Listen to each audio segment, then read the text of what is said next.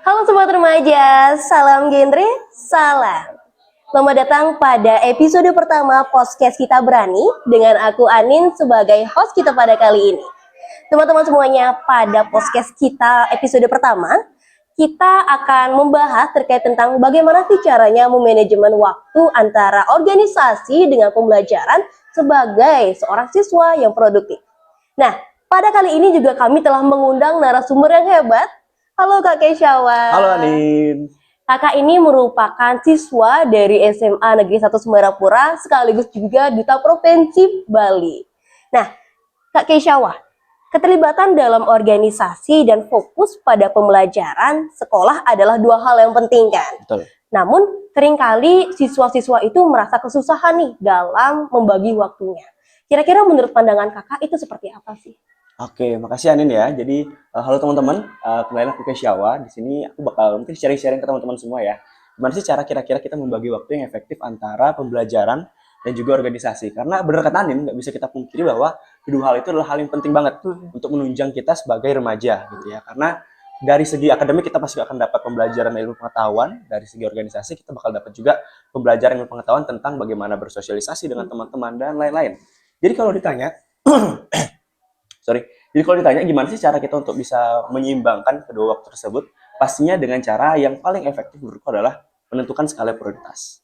Gitu. Jadi kalau misalkan nih kita berada dalam suatu organisasi dan kita sedang mengikuti suatu pembelajaran misalkan. Ketika kita sudah dihadapkan dengan dua pilihan ini, kita harus bisa melihat nih yang mana kita kiranya adalah hal yang lebih penting untuk kita ikuti. Misalkan kalau di organisasi kita menjadi seorang ketua panitia atau ketua pelaksana dari suatu kegiatan, ya tentu kita perlu mengutamakan organisasi kita dulu.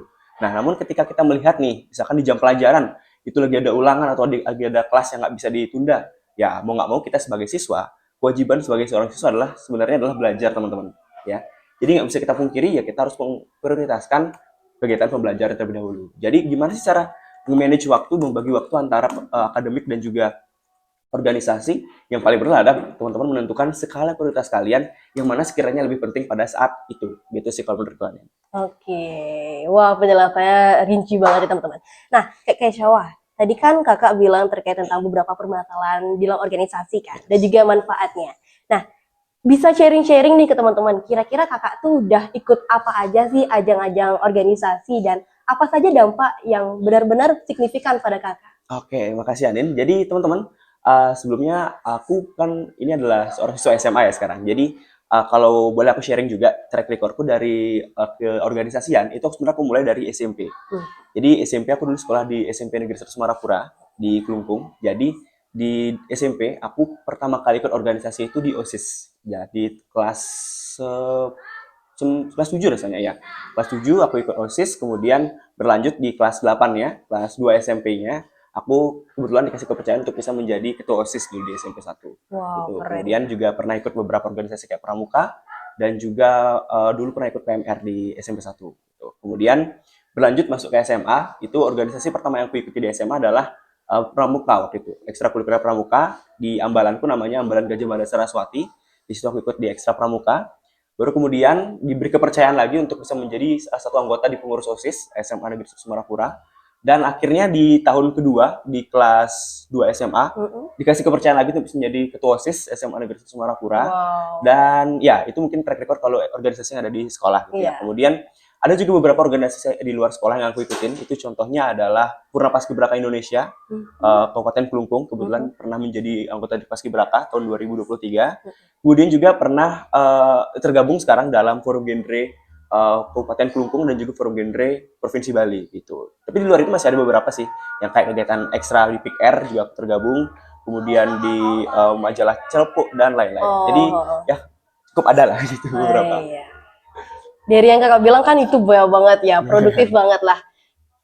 Sekiranya ya ada beberapa lah mungkin struggle yang kakak alami. Yes. Kira-kira kalau boleh sharing nih, apa sih pengalaman kakak yang tidak mengenakan dalam organisasi dan bagaimana caranya kakak dalam mengelola itu? Oke, makasih Anin. Jadi kalau kita berbicara pengalaman ya, organisasi ini sebenarnya adalah wadah. Jadi apakah baik atau buruk itu kan pasti kita yang menentukan ya sebagai orang yang ada di dalam wadah itu. Untuk organisasi kalau aku pribadi dari beberapa pengalaman, memang pasti ada pengalaman-pengalaman yang mungkin bisa kita katakan kurang menyenangkan. Iya. Contohnya itu adalah ketika kita sangat sulit gitu membagi waktu antara gimana kita fokus terhadap kegiatan kita di organisasi atau bagaimana kita fokus dengan akademik kita. Ini benar banget menyangkut tema yang sedang kita angkat sekarang gitu ya. Jadi waktu itu pernah suatu ketika aku ketika ada di OSIS SMP SMA Negeri 1 Semarapura, waktu masih menjabat sebagai ketua OSIS, kita sedang mengadakan kegiatan ya PWT. Gitu. Jadi kita lagi ada kegiatan PWT di sekolah, pengisian waktu tenggang. Itu namanya Liga Ekasma. Jadi pada saat itu persiapan kita itu memang Liga Ekasma biasanya dilakukan setelah ulangan gitu ya. Jadi ngisi waktu tenggang setelah ulangan. Nah kemudian kita kan perlu ada persiapan nih dalam waktu sekian mungkin 2 minggu, 3 minggu sebelum kegiatan dong. Nah kebetulan kegiatan persiapan kita itu adalah pada masa ulangan akhir semester. Iya. Nah itu adalah bentrokan terkeras yang pernah aku rasain ketika berorganisasi di dalam lingkup SMA ya, dalam lingkup sekolah gitu ya. Jadi gimana kita harus menyesuaikan nih kapan kita harus rapat, kita harus persiapan beli bahan ini itu dengan juga tetap belajar untuk isi waktu ulangan. Wah, Jadi ribet banget ya. ya itu adalah pengalaman yang paling bentrok yang kalau di organisasi di sekolah ya pernah aku alami gitu. Nah kalau untuk organisasi di luar sekolah itu sebenarnya contohnya kayak Pura Paskibraka Indonesia atau Forum Genre, sebenarnya ada juga pengalaman yang bukan nggak mengenakan sih, tapi kayak tadi aku bilang berbentrokan dengan jam pelajaran gitu. Jadi misalkan kegiatanku di Pura Paskibraka nih, kita lagi ada bikin lomba LKBB ya, mungkin teman-teman di SMP 3 juga ada yang ikut ya waktu ini. LKBB Bupati Kapelungkung gitu. Nah, itu kan kebetulan aku sebagai panitia.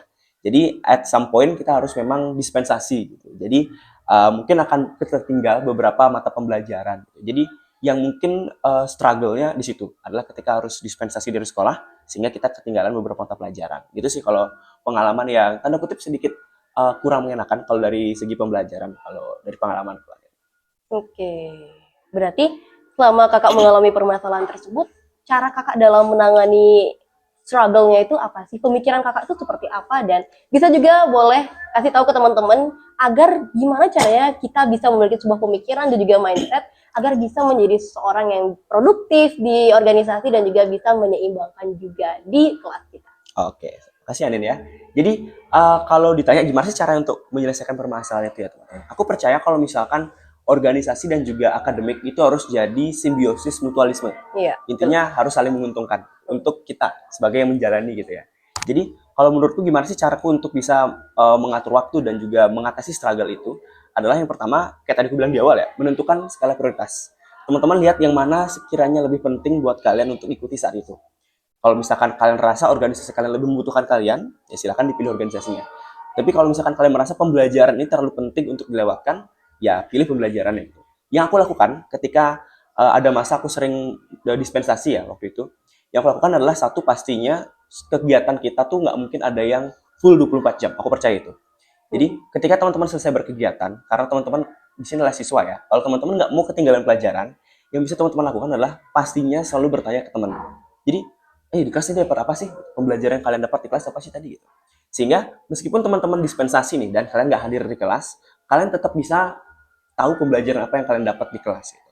Dan juga kalau teman-teman mau lebih dalam lagi, bisa tanya ke teman-teman yang minta catatan atau mungkin ringkasan dari materi yang kalian dapat. Sehingga meskipun teman-teman ada di kelas nih, kalian tetap keep up juga, tetap mengikuti pembelajaran yang diberikan sama gurunya.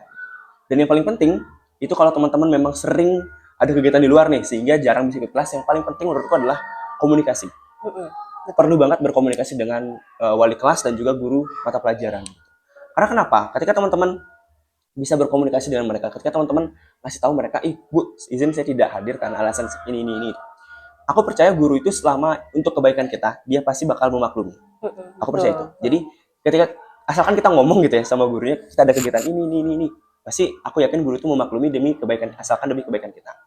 Inilah pentingnya kita komunikasi dengan guru, sehingga guru itu tahu kita ada di mana, guru itu tahu kemampuan kita seberapa, sehingga ya ketika kita tertinggal pembelajaran, kita mungkin bisa nanya sama bapak ibu gurunya, Bu, izin saya waktu ini tertinggal pelajaran ini, jadi kira-kira apa yang bisa saya kerjakan ya, tugas apa yang ada ya gitu.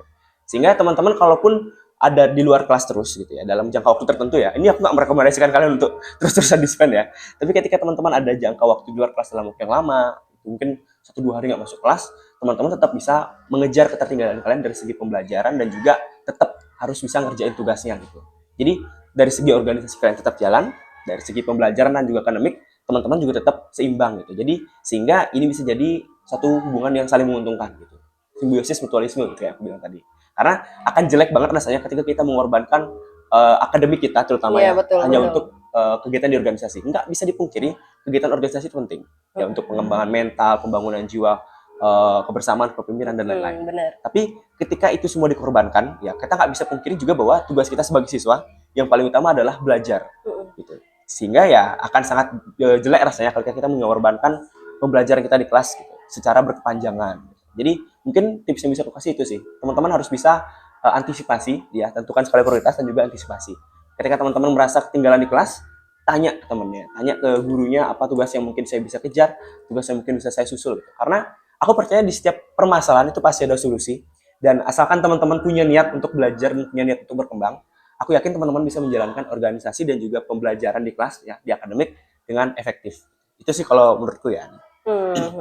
Bener banget yang dibilang sama Kak Syawa ya. Pendidikan dan juga organisasi itu adalah dua hal yang seharusnya kita bisa kombinasikan sebagai mutualisme ya Kak ya.